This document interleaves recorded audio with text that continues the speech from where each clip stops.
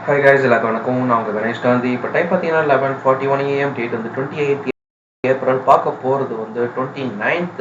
So மே மாதம் first week அப்படிங்கிற மாதிரி எடுத்துக்கலாம். அஃப்கோர்ஸ் இதில் வெனஸ்டே நமக்கு ஹாலிடே இருக்குது. ஸோ வெனஸ்டே வந்து நமக்கு பேங்க் நிஃப்டியோட expiry. So bank Nifty expiry ஆட்டோமேட்டிக்காக நமக்கு டியூஸ்டே வந்துடும். ஓகே, ஸோ நம்ம விஷயத்துக்கு போகலாமா? ஸோ நாளைக்கு பார்த்தீங்கன்னா நமக்கு மிட் கேப் நிஃப்டி எக்ஸ்பைரி இருக்குது.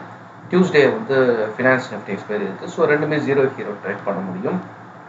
அஃப்கோர்ஸ் நம்ம இப்போ நாளைக்கு நிஃப்டி அப்படின்னு பார்த்தோம்னா, நிஃப்டியை பொறுத்த வரைக்கும் நான் எதிர்பார்த்ததை விட கொஞ்சம் வாலட்டைல் அதிகமாகவே கொடுத்தாங்கன்னு சொல்லலாம்.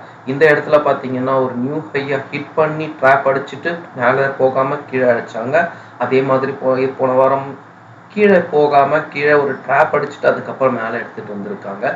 ஸோ நம்ம சப்போர்ட் லெவல் அப்படின்னு பார்த்தீங்கன்னா நமக்கு ஓவராலாக 22,050 அப்படிங்கிற மாதிரி இருக்குது.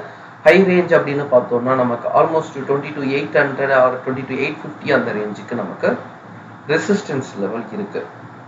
ஸோ ஓவரால் மார்க்கெட் எப்படி இருக்கும், அதாவது நாளைக்கு மார்க்கெட் எப்படி இருக்கும் அப்படின்னு பார்த்தீங்கன்னா, நான் சொன்ன மாதிரி போன வாரம் மார்க்கெட் பலவீனமாக இருந்தாலும் ஓவராலாக மார்க்கெட் ஸ்ட்ராங்காக இருக்குது.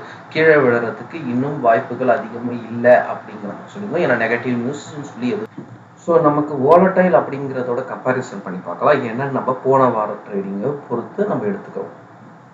ஓகேவா? ஸோ போன வாரத்தோட கம்பேரிசன் அப்படின்னு நம்ம பார்க்க சொல்லுவோம். இதுதான் ஸ்டேஜ். ஸோ இப்போ இருக்கிற ஸ்டேஜ் படி நம்ம கொஞ்சம் மறுபடியும் வேக்கப் ஆகிட்டோம். ஓகேங்களா?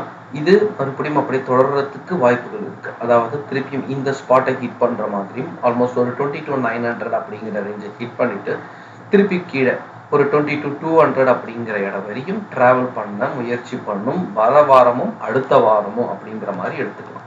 சரிங்களா? அப்படி பார்க்க சொல்ல நமக்கு ரெண்டு ஸ்டேஜ் இருக்கு.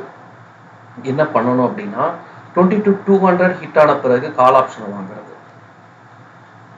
ஓகேங்களா? முடிஞ்ச வரையும் ஜீரோ ஹீரோல கால் ஆப்ஷனை வாங்குறது, நெக்ஸ்ட் வீக் எக்ஸ்பைரியில வாங்குறது இன்னும் பெரிய புத்திசாலித்தனம். ஸ்டாப் லாஸை மட்டும்தான் நம்ம ஃபேஸ் பண்ண வேண்டியது இருக்கும்.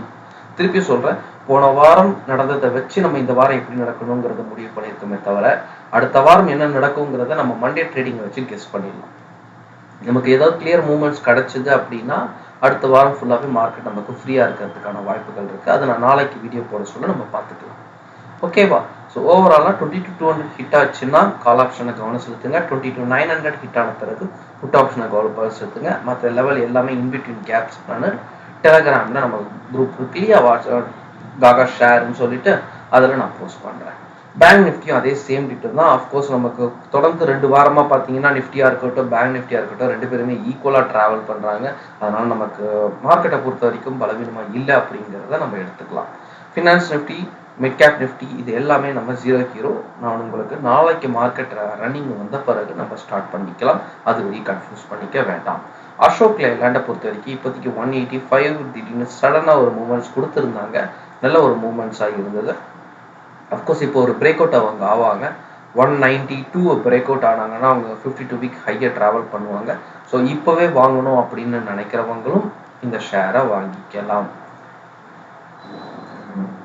ரேஞ்ச் பவுண்ட் அப்படின்னு எடுத்தீங்கன்னா உங்களுக்கு இந்த பொசிஷன்ஸ் வரும்.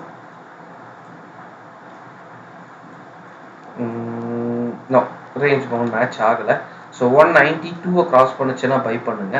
பெஸ்டான பொசிஷனாக இருக்கும். ஃபர்ஸ்ட் டார்கெட்டை 204 செகண்ட் டார்கெட் 224 வச்சுக்கலாம். ஓகேங்களா? லாங் டேர்ம் போக வேண்டிய அவசியம் இருக்காது. இது ஷார்ட் டேர்ம்லேயே உங்களுக்கு தேவையான விஷயத்த பூர்த்தி பண்ணிடும். ஷார்ட் டேர்ம்ங்கிறது அதிகபட்சம் 3 மாதம் அப்படின்னு வச்சுக்கோங்க. ஓகேவா? மினிமம் எவ்வளோ நாள் வேணா இருக்கலாம், மேக்ஸிமம் 3 மாதம் அப்படிங்கிறது அசோக் லேலண்டில் நீங்கள் ஃபாலோ பண்ணுங்கள். யூஎஸ் மார்க்கெட்டுக்கு நான் லெவல்ஸ் தனியாக போடுறேன் உங்களுக்கு. ஓகே, நாஸ்டாக் எல்லாமே ஓரளவுக்கு கம்ஃபர்டபுளாக தான் இருக்காங்க. ஒன்றும் பெரிய நெகட்டிவ் மூவ்மெண்ட்ஸ் இருக்க மாதிரி தெரியல. ஏன்னா போன வாரம் அவங்க ஆல்ரெடி ஆஃப்கோர்ஸ் வாலட்டைலை மெயின்டைன் பண்ணி தான் அவங்க மூவ் பண்ணியிருந்தாங்க. அதனால பெருசாக எதுவும் பாதிப்பு ஏற்படுத்துகிற மாதிரி தெரியல. ஸோ நம்மள மாதிரி தான் அவங்களும். ஸோ இந்தியன் மார்க்கெட் எப்படி வாலட்டைல் மெயின்டைன் ஆகுதோ அதே மாதிரி தான். ஸோ சப்போர்ட்டை ஹிட் பண்ணிவிட்டு அதுக்கப்புறம் திருப்பி மேலே ஏறி இருக்காங்க.